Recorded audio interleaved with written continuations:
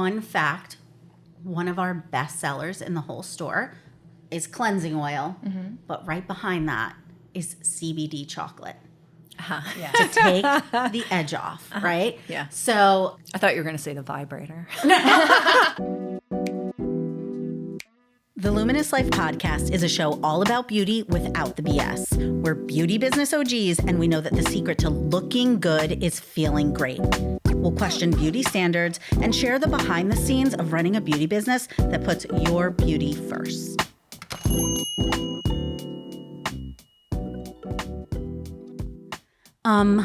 Get your pens and papers, our lovely lumatics, because you're going to want to thank us after this episode.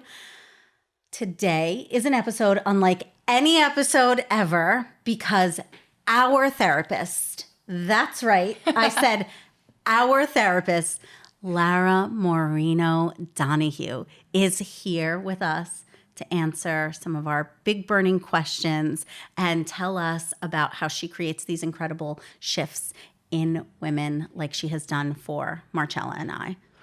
But just to clarify, we asked Lara to be on this podcast, and we said, Lara, everything is fair game.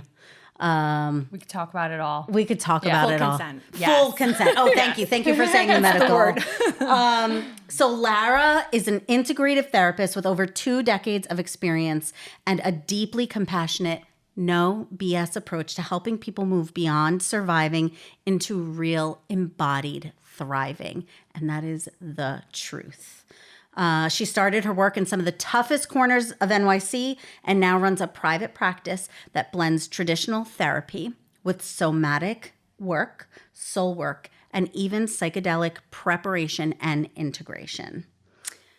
Lara's who we go to when we need a shift, when we cry till we throw up, when the world feels a little bleak and we need a vibe check.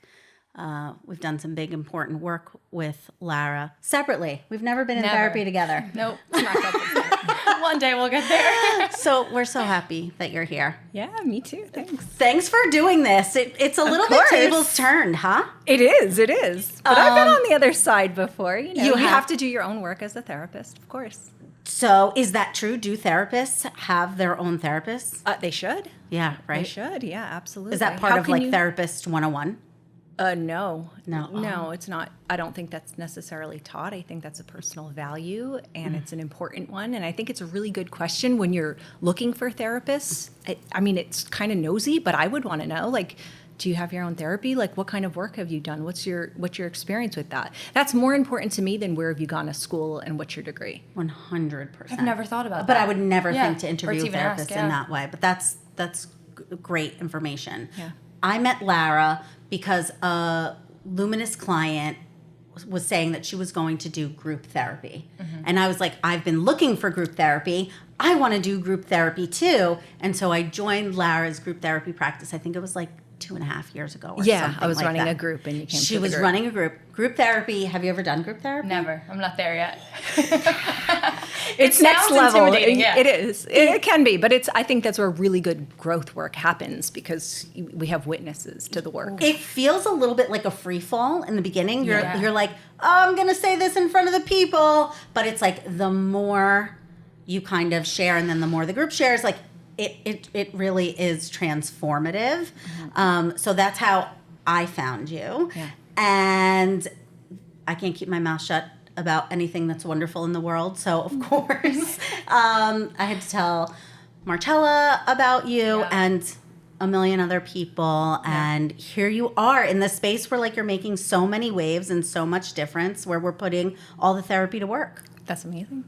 I So feel like happy I to be here. reference you all the time, Lara, in my life. I'm like, Lara said, right? Yeah. Like, Yeah, and we don't say like my therapist. No, It's like Lara. Lara, yeah. Everybody knows who Lara is. So we have to know, how did this happen? Like, how did you get into this work? Where did it all start? So I'm actually a second generation therapist. Both my parents are therapists. Both of them, yeah. And it was just kind of destined to happen. Certainly didn't know it. I grew up, I wanted to write for fashion magazines, which like are now defunct. So thank God that didn't happen. And in school, actually, I mean, part of that was getting an internship. And I was just like, I don't work for free because internships, you didn't get paid and that wasn't an option. But I spent, my years after college just traveling and exploring and finding myself, which was so critical. And the big conclusion, because it was a really challenging time, the 20s are a really challenging time, and I love working with people in their 20s because it's so formative. But it was so challenging that all I did was devour self-help books, relationship books, all that kind of stuff, and it started to kind of inform what I was interested in. And I realized I'm a really highly sensitive person, highly empathic person, and eventually I just kind of found my way to social work, and then snowballed, eventually becoming private practice work. But so you describe your therapy as integrative. What does that mean? Because this is like therapy that I've definitely never done before. What does integrative mean? What's your approach? So first of all, two different questions. My approach for therapy, it's, the traditional therapies, you go in, you dump, you complain about your parents for like 10 years, and then you often don't make a lot of progress, like you don't heal. And what I know I needed for myself is like a how-to. I need to know, what do I do? Okay, I'm feeling this. Great, you reflected that back to me. You scratched your beard a little bit, but like, I'm just thinking we'll get to facial hair and beauty a little bit later, but laser. That's my favorite. But how do I get there? And so my style of therapy is a lot like teaching, because I feel like when you come in, you need your toolbox for when you leave, of like, how can I do this? So I like to break things down into manageable steps, so that you don't have to be in therapy forever, and so that you feel like the authority in your own life, like you're mastering it. So essentially, I feel like I teach people how to be their own best therapist. And that came really from just doing my own work, and also just knowing what I needed as a student of therapy, as a client. One of the things that I really enjoyed about talking to you the first times was that you referenced your own therapy, like your own work that you did. Not like divulged a whole bunch of it, but just the acknowledgement that you were more than just the therapist there. You were also like a student. I thought that was really special. And again, I have been in therapy where was sitting and I was talking to a person for many years with getting very little response other than just restating what I was saying. And so it was nice to be in a conversation. And, I remember Lara would say like, well, have you ever considered this? And I was, oh, no, I hadn't considered that. Or have you read this book? Check out this. Oh, I heard this quote today. And that's like kind of what started like I don't want to call it casual, because it's not casual, but there's an ease to sitting with you and chatting through the challenges of life. I would describe it also as like traditional therapy is very clinical, where there seems like a hierarchy. I'm the expert, and I believe you're the expert on you, and my job is to help you ask the right questions to access that inner knowing, that inner authority. And there's a familiarity. I think it's so important to have a nice bond. If you're going to be working with somebody, you really want to enjoy their company. And I also want to be like, I trust this person. They seem like they have their shit together somewhat. And I just think that's really important, because you have to trust the guidance with it. So I had two therapists before you, and I feel like they were both doing the same thing. I would go in, I would say something, and they would be like, okay, you're catastrophizing. This is, your anxiety showing. Here's a worksheet, and this is how you fix it. Where I feel like when I sat with you, first of all, there was definitely like a connection of, okay, this is what I went through type of thing, right? But also you have a way of, you'll ask the question, and if I'm not ready in that moment, I'll be like, no, that's not it, Lara. But I could feel in my body, ooh, that hit a little nerve. Let me sit with that maybe a little bit later, or I don't realize it.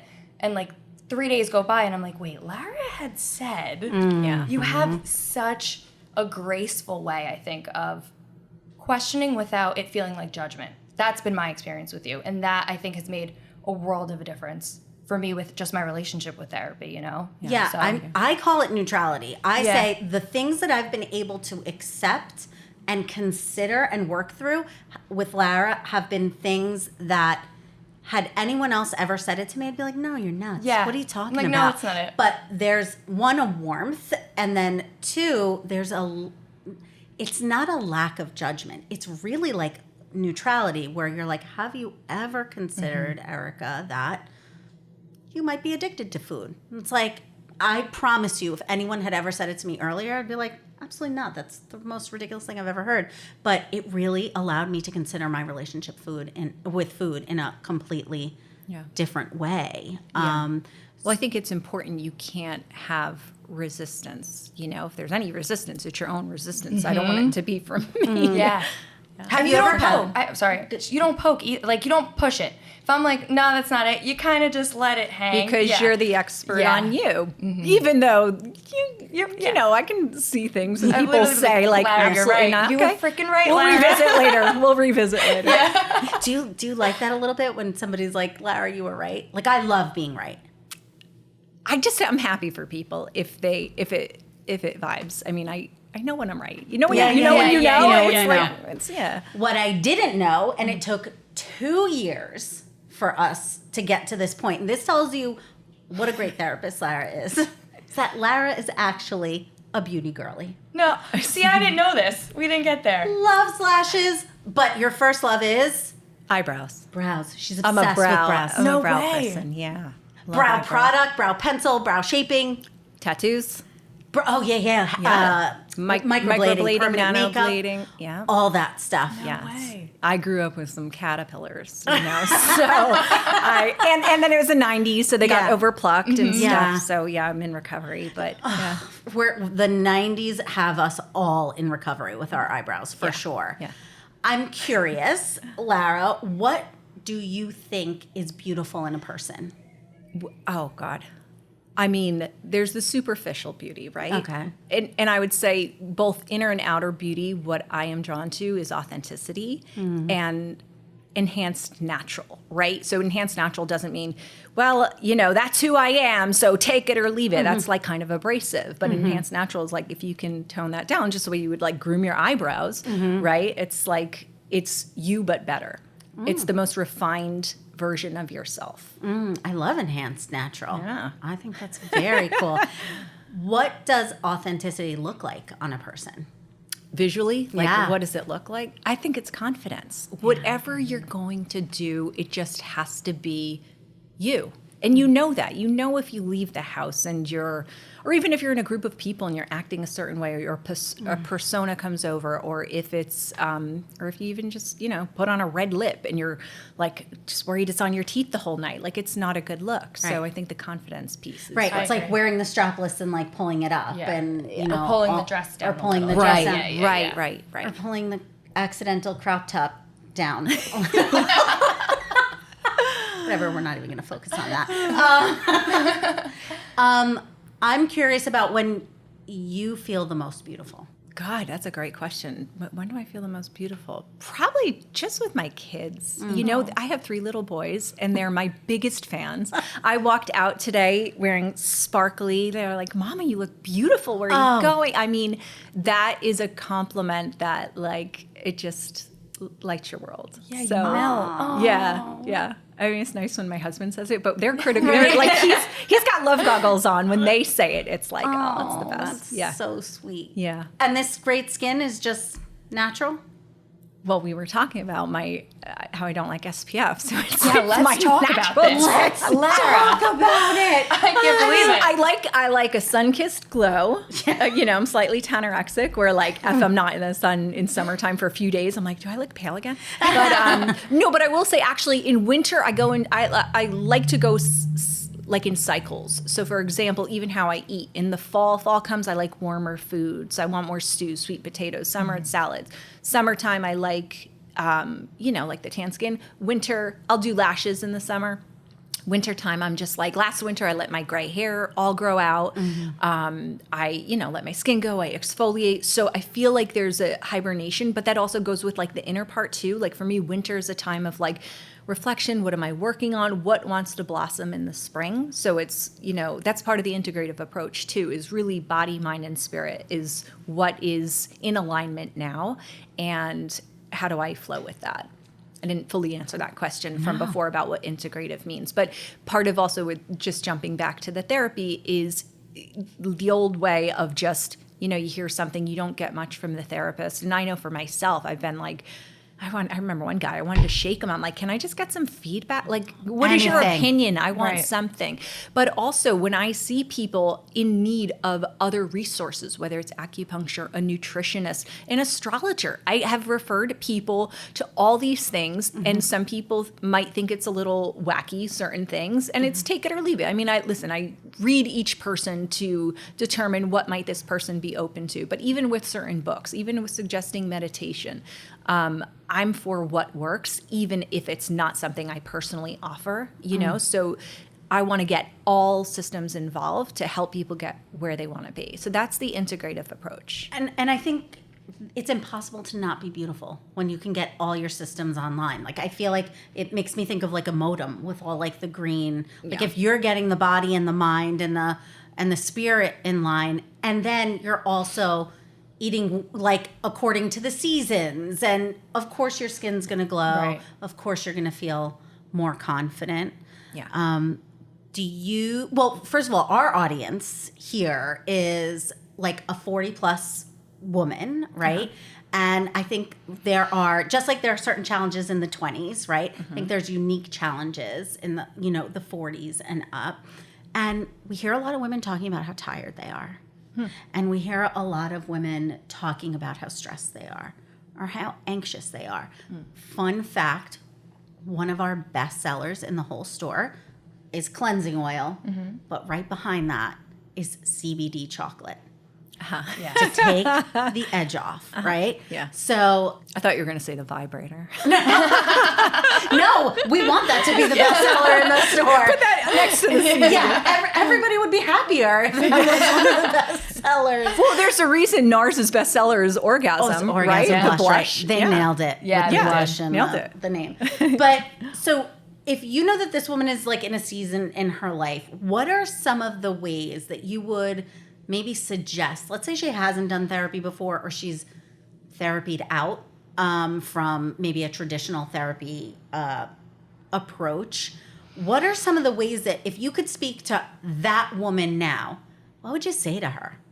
I mean, first of all, I think we need connection. So if I hear someone's therapied out, I think there's outgrowing therapy, right? Sometimes you outgrow the therapist. I've had people outgrow me where I feel like I take them to the limit.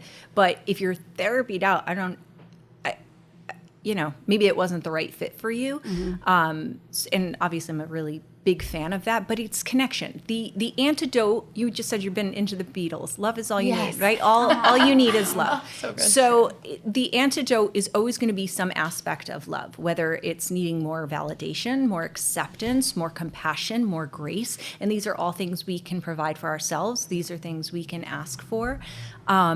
And as far as, the fatigue and the exhaustion, I also think we live in such isolation. And that was part of wanting to join you guys on the podcast, is that we need connection. We need other women. Like, we used to do all this in tribe, go through menopause in tribe, go through your 20s and child rearing in tribe. And we just don't do that anymore. So seeking, and I'm just finding my new tribe in my 40s with a lot of, the women I've been working with, not therapeutically, but like my other therapist friends, my medicine friends. And it is so soul nourishing. It is the medicine, it's connection. Yeah, it's connection. I agree. But speaking of medicine, I have to know what your thoughts are on medicine. We have a lot of people taking all different types of medicine. And I know that you have a new passion for a new sort of medicine. So can you talk to us about what your thoughts are on medicine? Yeah. So first of all, when it comes to traditional pharmaceuticals, because I have a holistic approach, a lot of people think I'm against medication, and people have even been hesitant to share with me that they're thinking about going on it. I am for whatever works. I think the most important thing, though, is starting with a clean slate. A lot of people start with medication and then do the therapy. And traditional, SSRIs, et cetera, they kind of help you to not fully feel the feelings and access. So I like to help build the skill of feeling those feelings, right? And if you can develop that a little bit, and some people just can't even take in therapy without some medication. I would need to chat with somebody first to determine that, but always trying first to see what can I do on my own, because emotional feeling our feelings is a skill most people haven't been taught. And essentially, that's what I teach. I teach people how to feel difficult feelings, how to move through them with grace and ease. They're inevitable, right? Mm-hmm. And the more we judge, the more we not want to feel it. What you resist persists. So if you can't take that in and you can't get there, then that could be a certain avenue. And what I love about psychedelic medicine is that whether it's ketamine or plant medicines, and there's so much going on now with like microdosing moms, and the stigma's starting to come down as it becomes a little bit more ubiquitous, that actually helps you to lean into the feelings. It doesn't shut them down. It actually kind of brings them to the surface where you can work with them more consciously. And that's amazing. And if that facilitates a therapeutic process, like I said, I'm for whatever works. I can't help but really focus in on that statement with you helping people feel their feelings, because I don't think we realize that we can become very numb in the world. Many times because maybe we've been through difficult things, or just because of the world, right? We're disconnected from nature. We're in a go, like productivity mindset. We're not prioritizing rest, all of those things. And the only way to get through life like that, I think about when I used to commute into the city, and it was a hard commute. And I think there's the only way to do that was to numb, right? Like the only way is to like try and shut out all the stimulus kind of like around me. That idea of really feeling your feelings, just that in itself, aside from any medication, is really important, because I see it with young kids now. My daughter's a teenager.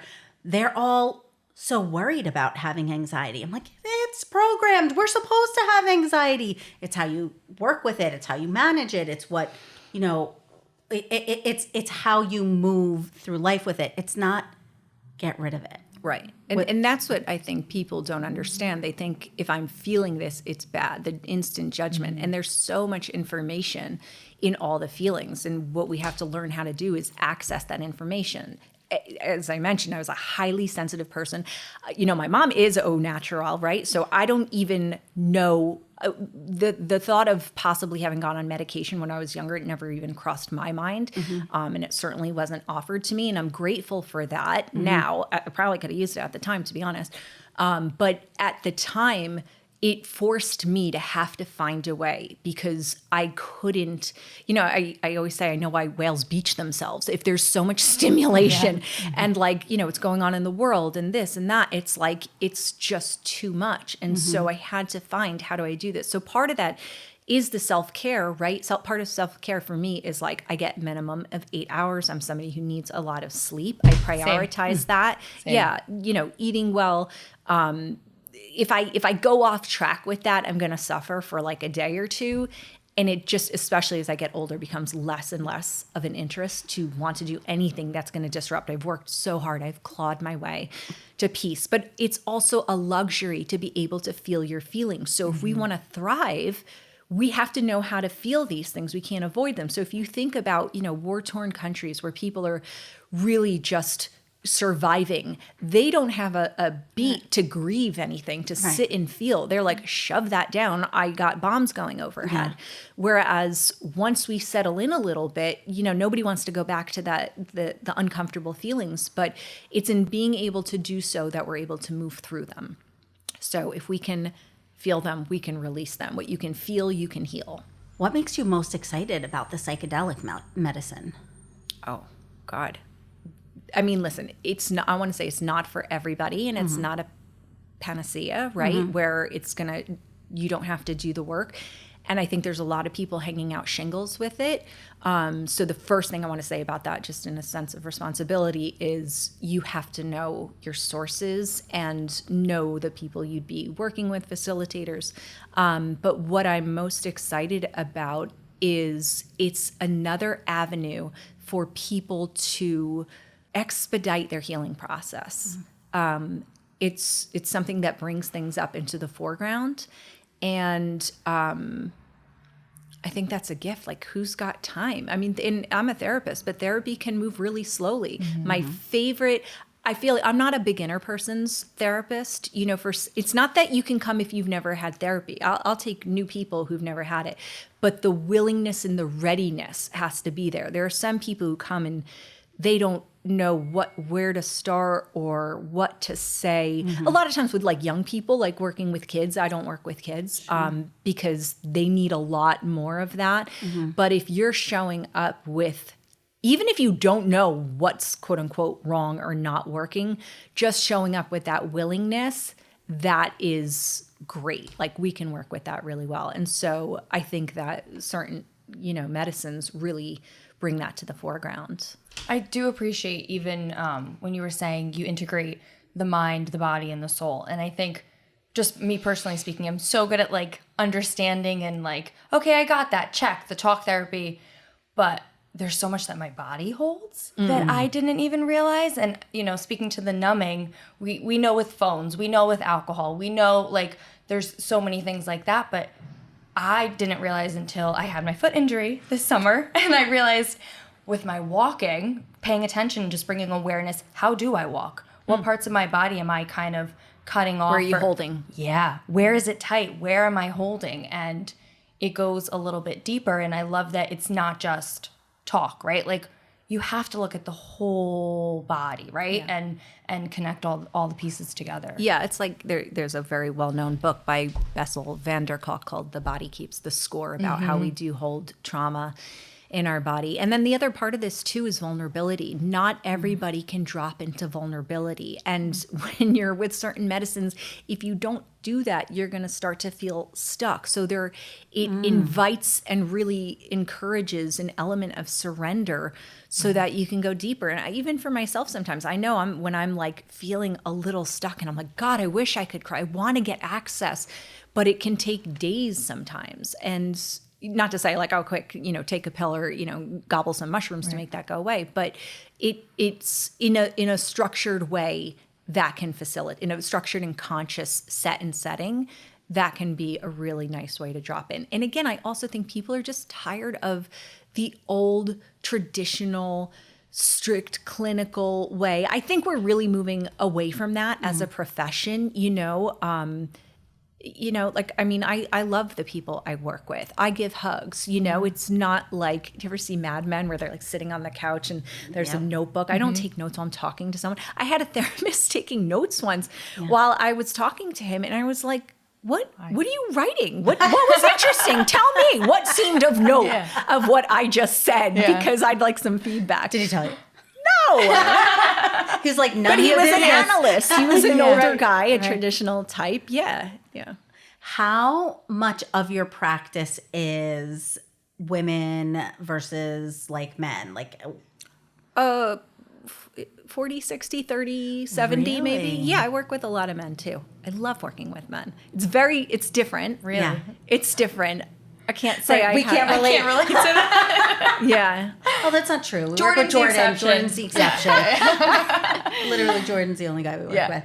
I keep thinking about what you were saying about like how the psychedelics bring things to the surface, and I actually have a friend who says that she can't cry through her Lexapro, and I have another friend who says she can't cry either, and I was like, well, could it be the whatever she's taking? I don't know if it's an antidepressant or an anti-anxiety or whatever, and I feel like I'm gonna go talk to her or talk to them and be like, there's something there, because one of the parts of psychedelic medicine that I think is so interesting is the part called integration.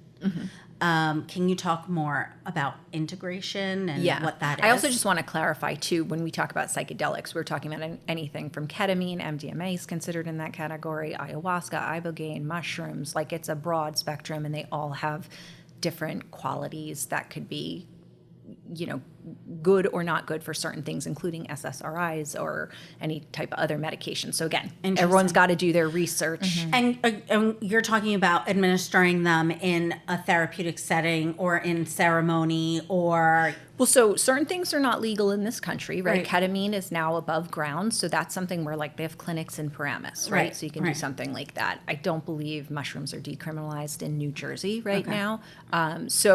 again, buyer beware. This is something where if you're seeking it out, you really have to do your due diligence to know what is a safe environment for that.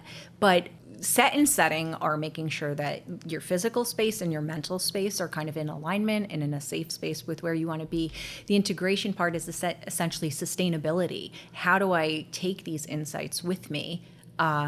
Because you can have all the ahas you want, but if you're then going back into your life, then what are you doing? So I'll give you an example from my personal experiences. I had sat with some medicine. I came home from a trip that was out of the country, and I was so busy that day. I had work, and my son was going to school, but he didn't want to. He was really crying, and I sent him to school anyway. And part of what I was learning was about like slowing down, being present, like not rushing things and not doing too much. And then I got him off because I had to work, and I just sat there on my bed and I started crying. I was like, I just fucked it up already. I literally haven't been home 12 hours and I got it wrong. And so I actually ended up canceling sessions, which I really respect people's time. I don't do things like that, but I wasn't in the place to be good for my clients at that moment. And I went and picked my son up from school, and I just spent some time with him. And it was sacred. It was so beautiful. And that in and of itself is medicinal. Right. You know what I mean? Right. So I don't want to downplay psychedelic medicine, but I also don't want to give it all the credit, because the integration component, what you do with it, and also the people you sit with, and the, if you're in a natural setting, like there's so many aspects that are medicinal and healing that really don't have anything to do with being under the influence of something. It's such an interesting word, because I feel like it's something that we should be using probably in regular therapy too. What like word? The integration. Like, we learn these things in therapy, right? It's like when you're learning yoga and they say like, how do you live your yoga off the mat? Like, how do you live at, I feel like Luminous is like literally our petri dish for this. Yeah. Like, how do we practice what we're learning in therapy? How do we practice becoming the experts on ourselves? All of that kind of stuff. We get to do it here, which I think we're really lucky about. But I think even for traditional therapy, I wonder how many people go to therapy and they leave their lessons there. Yeah. Well, I mean, so many people bring notebooks into sessions. I have people ask if they can record sessions, which I just personally don't like, because just privacy issues and stuff. But you want to create your own toolbox, your own caboodles, if you will, of like a toolkit. You like love that? Abuse I still have a caboodles, by the way. I do. I love it. But you want to create your own toolkit. And for me, what I have my bookends of the day, my meditation in the morning, in the evening. Something I am really into is my Course in Miracles, which is a book of meditations, and it's really a philosophy book, a way of living. And I have reminders in my phone still every hour of what my lesson is for the day. Sometimes I can get to it, sometimes I can't. But even just in between sessions where I'm repeating the meditation for the day, or the mantra, whatever it is. And that's part of implementing it. And we missed the boat. I mean, I can't tell you, like, we're not perfect, right? I had a great incident with somebody on a playground who was yelling at my kids. Oh. And I told her to fuck off. And so immediately, right? Like, I was calm for like a second, and then that came out. And I spent like the next several hours and even days going, well, that wasn't very, centered of you. Like, is there a way? And, part of me kind of stands by it. Like, it was just an in the moment thing. But I really spent time in reflection of what could that have looked like differently? How could I have handled that differently? So even if we miss it, because we're imperfect, to go back to something, and in my own mind, I made amends with her, just my higher self to her higher self. And I spent some time in prayer and meditation around that. And that clears it for me. It's not about getting it right every time. Nobody's going to be perfect. But we can, when you're creating change, we all want to get it right away. But a lot of times it's after the fact that we catch things. And then hopefully pretty soon you're in the moment and you catch things. And then we can get preventative with like, yeah, I don't do that so much anymore. It's so relatable to be like, I'm a therapist. You have all the knowledge, right? Like you know how it works. Like, right. But to be like, yeah, I had this very like human moment and I'm not perfect. I think it makes it even easier to sit across from you and share all our humanity and imperfections. Yeah, and to laugh about it too. I mean, it's so important too. I think like the highest vibration of therapy is when we can actually like start to bring some levity to it and laughing through things. Even serious stuff, if we can bring lightness, not to make jokes, to deflect against feelings. But I mean, you both know there's just been moments where we laugh at our ridiculousness or our inability to get places. And that's the humanity of it. I mean, let's have a laugh right now, Lara. Who's the bigger bypasser? Is it Erica or is it Marcella? Let's tell the luminous audience I'm 20 years older. Yeah, it's not fair. I feel like you have a head start. Emotional bypass. First of all, what is emotional bypassing? It's when you find basically a clever way not to feel a feeling about something, or like you can intellectualize something so that you don't have to feel the feeling. Who's the bigger bypasser? Erica. 100%. Okay. I feel like I've read all the books. I've got ways to not deal with all sorts of shit. And make it sound Again, like I've I given did. Carte blanche here to share. Yes, absolutely. Yes, I don't see you doing that so much, Marcella. Listen, there's a piece of me now that wants to be like, who's better at therapy? It's Erica. Even though It's 100% we have to take Erica. out her age and her experience. Oh God, what makes someone good at therapy? I don't know. I but just want to win one. I'm actually never competitive about anything, but now I'm realizing I'm competitive about therapy. That's crazy. That's so funny. I mean, I feel it's funny to think that we're all sitting here and that there's probably been so much like talk, right? You share stuff about work, I share stuff about work and all there. But to be able to be so comfortable and to be able to feel so held, even in this conversation, in the way that you're explaining your approach, how you feel about like new horizons in therapy or in medicine, and to see that you're going through it too, you're living life too with its challenges is just really inspiring. And I feel like everybody should go to laradonahue.com. Oh, little plug, thank you. And put in your information. She'll get in touch with you. You'll be feeling better soon if you see Lara as your therapist. If anybody is in their 20s and listening, I feel so lucky to have gone to you in my 20s, truly. And if you can get to Lara in your 20s, get to Lara in your 20s. There's a lot of pressure, I feel like, from society, and you've just made me feel so safe to feel my feelings, and I feel like I'm growing so much. I'm doing a freaking podcast, Lara. Yeah, I know, it's a big deal. Well, it's interesting. You asked before the difference between the 20s and the 40s, and I feel like the 40s in some ways, for a lot of people, 30s, a lot of women, it can be like you're in the thick of it with kids, etc. The 40s is almost like a revival. In your early 20s, you're trying to figure out your path. What am I doing? And I find a lot of people in their late 40s to early 50s are kind of coming to like, all right, my kids are getting a little older, and who am I now? What is that? What is this time about? It's like a kind of renaissance, and that can be super depressing for some people and anxiety-inducing, or it can be really exciting. And so for me, that's really exciting. And I don't plan on switching careers, but I feel it even for myself of like, what does next level look like? And I love that process for people. And so that's a really exciting time for your ladies who might be, wanting the CBD bars and all this kind of stuff. It's like you're in your prime for whatever your next steps are. Yeah. Like it's a new beginning. 100%. Yeah. So I think it's interesting to hear like that you feel grateful that you found Lara in 100% in your 20s. I do, like you said, there's different challenges. I do think that if maybe you haven't had as rich and as holistic of therapy that like you provide, I'm finding that in my late 40s, I'm having to revisit all those lessons again. Yeah. And look and go, okay, I bypassed it here, but I really got to get to work on that. Even though I was working on it in my 20s, I figured out a way around it.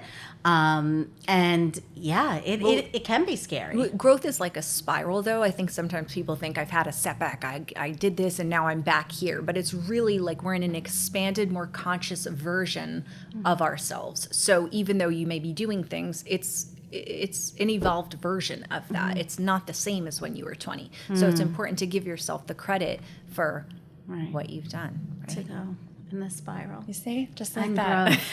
growth. Just going to keep that image in my head. So good. Yeah, thank you. Thank you for sharing your time with us. And I'm happy that the Luminous audience is going to hear and see more of you. Yeah, and you know what I just want to say also is that this to me was an opportunity to also connect with just local people. So yes, I accept new clients. Thanks for giving my website. But also on a personal level, if there's women out there who's like, you know, that sounds really interesting, or can I pick your brain, reach out to me. I would love to chat on a personal level too. I love meeting new people. And it's hard. It's hard in suburban New Jersey, I think, to break into new friend groups or to meet new people. And that's another thing as your 40s, right? Like I never go out. Like I don't socialize that much. So in any way that you can connect with people, it's important, and like-minded people. So I love that. Thank you, Lara. Thanks for being here with us. Thank you. And thanks for all the lessons. We need them. Thank you for listening to the Luminous Life podcast. If you're in North Jersey and looking for beauty that feels like therapy, come visit us at the store. You can always follow us on your favorite podcast app or check us out on YouTube.